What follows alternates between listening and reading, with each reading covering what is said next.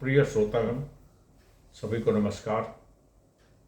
आज मैं सरकार से अनुरोध करता हूं कि जो कानून अन्याय कर रहा है उसको सुधार करके जनता के साथ न्याय करे, और विशेषकर जिसकी जीवन की संपत्ति को लूट लिया गया हो और न्याय तंत्र कुछ कर नहीं रहा है, और इस देश का निकम्मा न्याय तंत्र जिसकी वजह से आज सारी समस्याओं की जड़ हमारे सामने है, क्योंकि न्याय तंत्र में देरी, अन्याय करना, समय पर न्याय नहीं देना, सभी को न्याय नहीं देना और बराबर का न्याय नहीं देना, ऐसे न्याय तंत्र से हम कोई अपेक्षा नहीं कर सकते।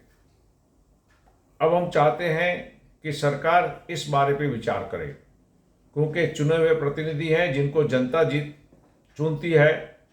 अगर वो भी जज के साथ मिलकर जनता के साथ न्याय ना करे तो जनता जाएगी किधर। कानून बड़ा सरल है, एग्रीमेंट बनते हैं। नागरिक बिल्डर के साथ एग्रीमेंट बनाता है, नागरिक बैंक के साथ एग्रीमेंट बनाता है।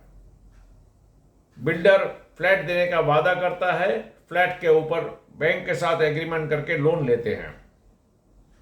लेकिन बिल्डर फ्लैट नहीं देता एज पर एग्रीमेंट, उसे न न्याय तंत्र कुछ करता है, न इस देश का कानून कुछ करता है। और अगर एक दो लोगों से बात अन्याय होता तो अलग बात है। अब तो ये हजारों लोगों के साथ, मैं आपको सिर्फ मुंबई शहर की बात कर रहा हूँ, पूरे हिंदुस्तान की नहीं। हिंदुस्तान में तो मेरे ख्याल से लाखों लोगों के साथ अन्याय होता होगा कि बिल्डर पैसा ले लेता है और फ्लैट नहीं देता है, लेकिन वही नागरिक जब बैंक के साथ लोन लेता है तो बैंक वाला ईएमआई भरने के लिए कहता है। ये सरासर अन्याय है।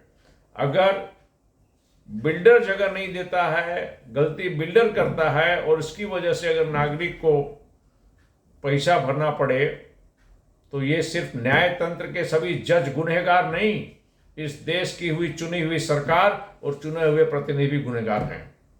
मैं सरकार से, चाहे केंद्र सरकार हो, चाहे केंद्र के सांसद हों या राज्य सरकार हो और राज्य के विधानसभा के सदस्य हों, सभी से अनुरोध करता है कि अगर आप अध्यादेश जारी करके ये कानून बना सकते हैं कि अगर 51% लोग बिल्डिंग बनाने के लिए तैयार हैं तो 49% को आप जेल में डालने की बात करते हैं। आपने कानून बनाने के लिए बहस नहीं की, अध्यादेश जारी किया। तो मैं आपसे कहता हूं कि इस कानून के लिए भी अध्यादेश जारी कीजिए कि अगर बिल्डर समय पर नहीं देता है तो ईएमआई का पैसा बिल्डर को भरना होगा, न कि फ्लैट खरीदने वाले को, क्योंकि बैंक भी चेक करने के बाद लोन देती है। अगर बिल्डर नहीं देता तो इसमें लोन देने वाले का गुनाह क्या? और अगर कानून कहता है कि एग्रीमेंट के मुताबिक सभी को पालन करना है, अगर बिल्डर अपने टर्म्स ऑफ एग्रीमेंट के मुताबिक समय पर फ्लैट नहीं देता है तो न्याय तंत्र भी ताली बजाती है और इस देश का कानून भी कुछ साथ नहीं दे रहा। तो आप सभी चुने हुए प्रतिनिधि से, विशेष करके मुख्यमंत्री जी से और प्रधानमंत्री जी से अनुरोध है कि आप इस अन्यायपूर्ण कानून के विरुद्ध एक नया अध्यादेश जारी करें, और गलती अगर बिल्डर की है तो दंड बिल्डर को मिले, न कि लोन लेने वाले को। आप अध्यादेश जारी करके तुरंत ही एक कानून बना दें कि जहां पर बिल्डर लोन लेने के लिए परमिशन दे देता है और लोन मिल जाती है, उसके बाद बैंक का काम होता है कि बैंक भी बिल्डर के अगेंस्ट में जाए। इसके लिए सिर्फ लोन लेने वाला व्यक्ति नहीं, जब उसे फ्लैट मिलता ही नहीं है तो वो लोन का पैसा कैसे देगा? उसने आशा रखी थी कि 3 साल के बाद मुझे भाड़ा नहीं भरना पड़ेगा, आज भाड़ा भी भरना है और ईएमआई भी भरना है। वो अपना जीवन चलाएगा या खाली अपना पैसा ईएमआई में और भाड़े में डालेगा? इस बात को प्रत्येक चुने हुए प्रतिनिधि को समझना है, सरकार को समझना है, और इनके साथ न्याय तभी होगा जब गलत करने वाले बिल्डर की संपत्ति जब्त कर दी जाए। इस देश में ऐसा मैंने देखा नहीं है कि कभी भी बिल्डर की संपत्ति जब्त करके लोगों को बांटा हो। लेकिन बिल्डर को लूटने का अधिकार है, इसके मैं एक नहीं हजारों सबूत आज देने के लिए तैयार हूं।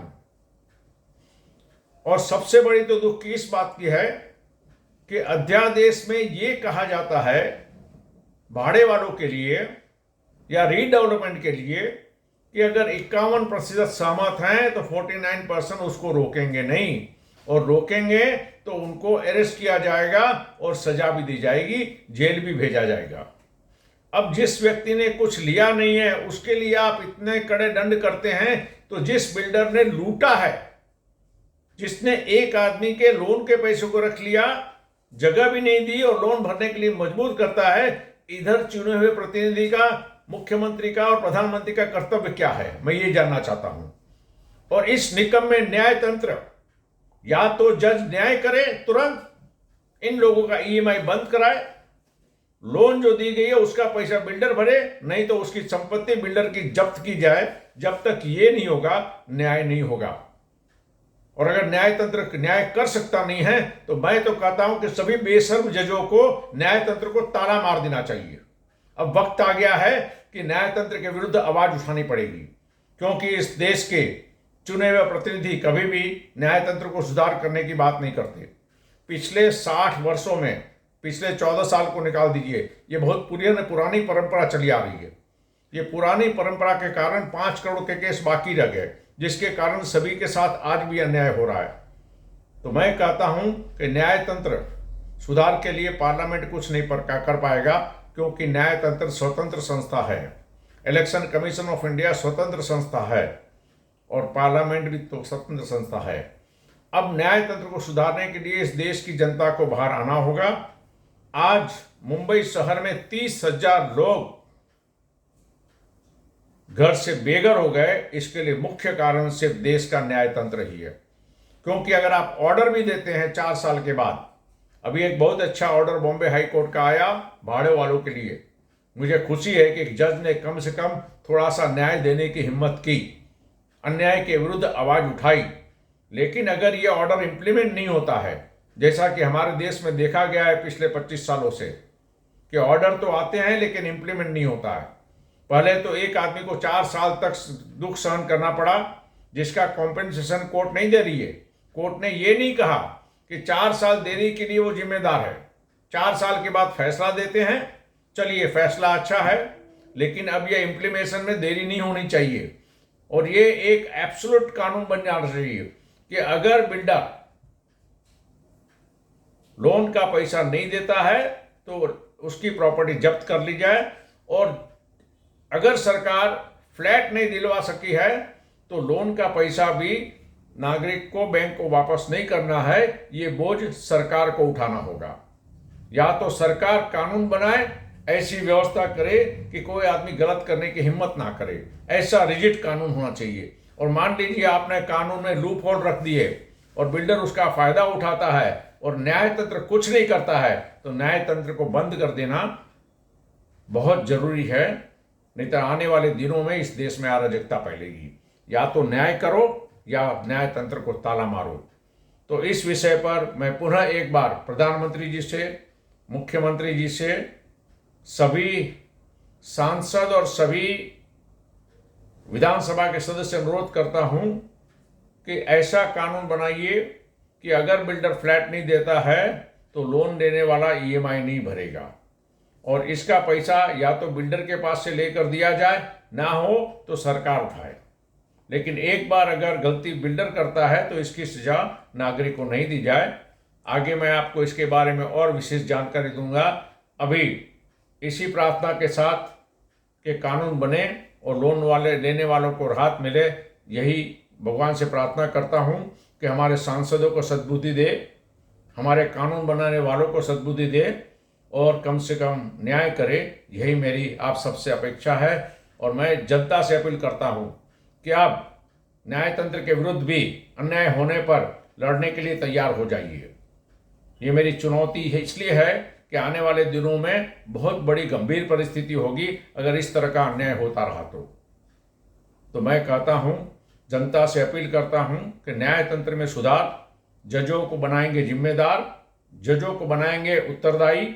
जज अपने काम से मुकर नहीं सकते हैं, अपने कार्य से जा नहीं सकते हैं।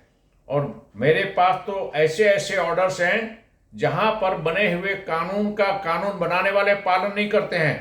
कोर्ट के ऑर्डर का जजमेंट स्वयं कोर्ट नहीं मानते हैं। आज बहुत अच्छा ऑर्डर आया है भाड़ू का, उम्मीद करता हूं कि इसका इम्प्लीमेंटेशन होगा और गलत करने वाले को सजा दी जाएगी। इन्हीं शब्दों के साथ मैं अपने विचार को यहाँ पर पूरा करता हूँ।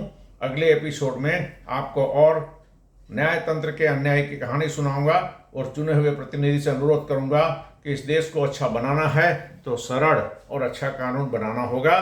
सभी को जय हिंद।